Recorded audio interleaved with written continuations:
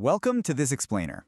You know, we often think of globalization as this massive, borderless, whole-world phenomenon. But the truth hidden in the data is actually a lot more local. The most successful economies don't just connect to the world, they deeply connect to their neighbors. Deep regional integration is basically the ultimate secret weapon for global competitiveness. Let me give you a crazy example to show you just how deep this interconnectedness goes. Picture this.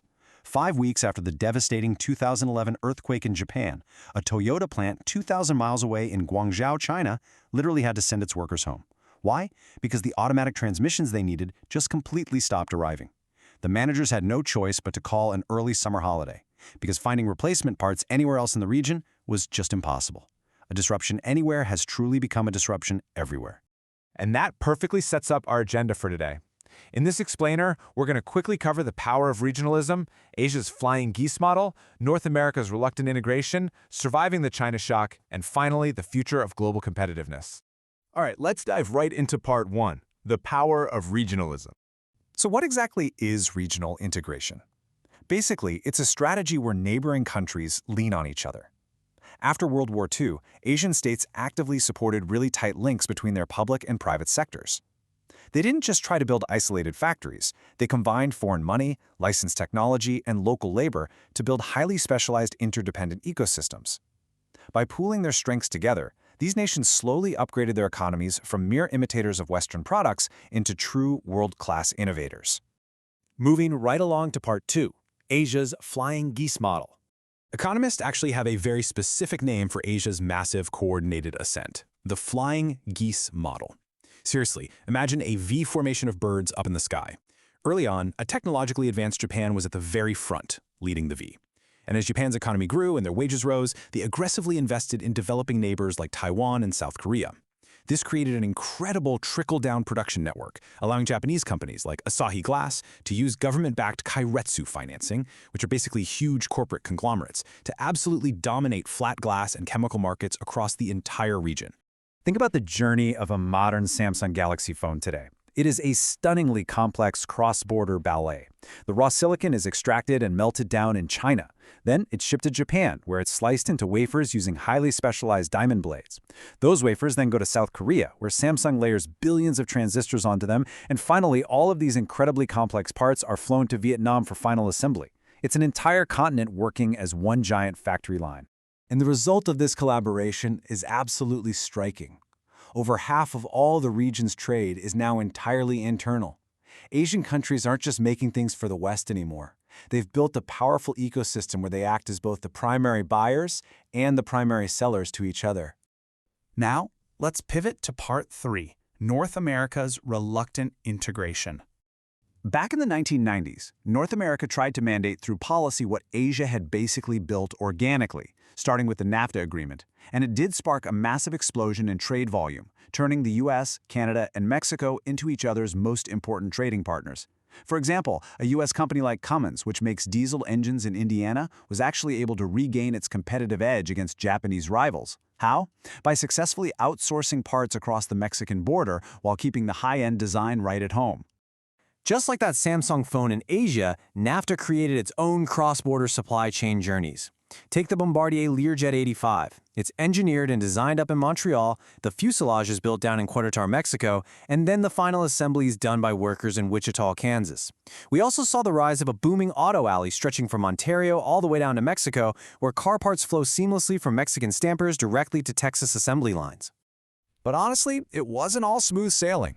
Unlike Asia, North America's integration remained stubbornly reluctant and incredibly shallow. It was constantly held back by a tyranny of petty regulatory differences. We're talking duplicative health testing for medicines, conflicting rules on food label font sizes, and utterly bizarre quarantines on avocados, peaches, and potatoes. Adding absurd roadblocks like mandatory driver swaps for cargo trucks at border crossings, and failing aging infrastructure that was just never adequately funded. So here's the crucial difference. While Asia was busy building holistic, cooperative economic ecosystems with shared infrastructure and deep tech transfers, North America strictly limited itself to a basic commercial treaty. The whole thing was severely hamstrung by isolationist suspicions, and especially after 9/11, immense border security barriers created massive friction for businesses just trying to move their goods. Which brings us to part 4, surviving the China shock. Let's see what happens when these two models are actually stress-tested. Right around the year 2001, when China joined the World Trade Organization, North America's internal trade suddenly plummeted. Because its integration was so shallow, it simply couldn't withstand the sudden massive influx of cheap Chinese goods. Without deep, structural, regional support, thriving Mexican shoe factories were completely wiped out, and entire furniture-making towns in places like Virginia collapsed almost overnight. But look at the contrast in how Asia responded. Their deeply integrated network effortlessly absorbed China's rise. They just integrated China as the new regional assembler, feeding it parts from Japan, Taiwan, and Korea. Meanwhile, North American supply chains, lacking that robust public-private coordination, simply fractured and unraveled under the pressure, losing joint industries entirely to overseas competitors. Now, this brings up a highly debated topic. Political rhetoric constantly blames NAFTA for domestic job losses in the U.S., but impartial economic data tells a really different story. When you account for the massive export-driven job gains that NAFTA actually created, the job impact is essentially a wash. To put that into perspective, 4 million U.S. workers lose their jobs every single year just in routine business turnover. The U.S. economy is so massive that the pure job loss narrative blamed entirely on NAFTA just isn't supported by the hard facts. Finally, let's look at Part 5, the future of global competitiveness. If you want a perfect example of what successful modern integration looks like, look at the incredible symbiotic biotech hub between San Diego and Tijuana. You have world-class research and development and life science startups in California seamlessly pairing with rapid, high-quality medical device manufacturing just across the border in Mexico. Researchers design a device, and engineers in Tijuana rapidly prototype it without waiting weeks for overseas shipping. This exact network proved absolutely vital during the COVID-19 pandemic when global supply chains totally froze. So, despite rocky political transitions, like moving from NAFTA to the USMCA, which neutrally updated digital rules, but also tacked on incredibly complex new auto origin regulations, the undeniable truth for global competitiveness is clear. To be isolated is now to be vulnerable. If the United States wants to regain its momentum, it desperately needs its neighbors. Nations absolutely must integrate regionally if they want to thrive. We really hope this explainer completely changes how you view the invisible, continent-spanning networks powering your daily life.